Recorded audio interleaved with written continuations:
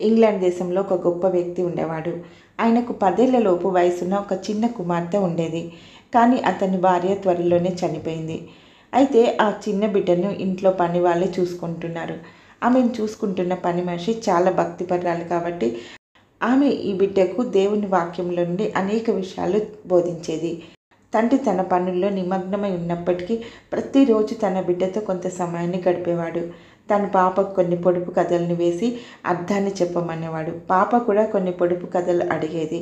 దానికైనా జవాబు చెప్పేవాడు. ఒకరోజు రాత్రి భోజనమైన తర్వాత ఆ పాప అతనికి ఒక పొడుపు కథ వేసింది. హిమం కంటే తెల్లనైందేంటి? తండ్రి చాలాసేపు ఆలోచించి తల పట్టుకున్నాడు కానీ ఆయనకేం తోచలేదు. నాకు తెలియదు అని జవాబిచ్చాడు. అందుకు ఆ పాప యేసుక్రీస్తు రక్తంలో కడగబడిన ఆత్మ అని చెప్పింది. నిర్ఘాతపోయిన తండ్రి నీకు ఈ విషయం ఎవరు చెప్పారు అని అడిగాడు. పని మనిషి అని జవాబిచ్చింది. అయితే తండ్రి ఆ సంభాషణను అంతటితో ఆపేసి వేరొక సంఘటన మీదకి మళ్లించాడు. కానీ ఆయన అంతటితో ఆగిపోలేదు. అతడు తిరిగి జన్మించిన క్రైస్తవుడు కాదు కాబట్టి అది అతనికి నచ్చలేదు.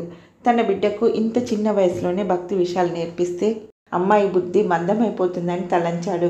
మరుసటి రోజు ఆ పని మనిషిని పిలిచి ఇక నుండి తన బిడ్డకు ఇలాంటి భక్తి విషయాలు నేర్పించవద్దని చెప్పాడు. అసలు ఆ విషయాలను గురించి మాట్లాడవద్దని హెచ్చరించాడు. ఆమె సరే అని ఒప్పుకుంది. ఒకరోజు వేల్స్ దేశపు యువరాజు గనుడైన ఈయన ఇంటికి అతిథిగా వచ్చాడు.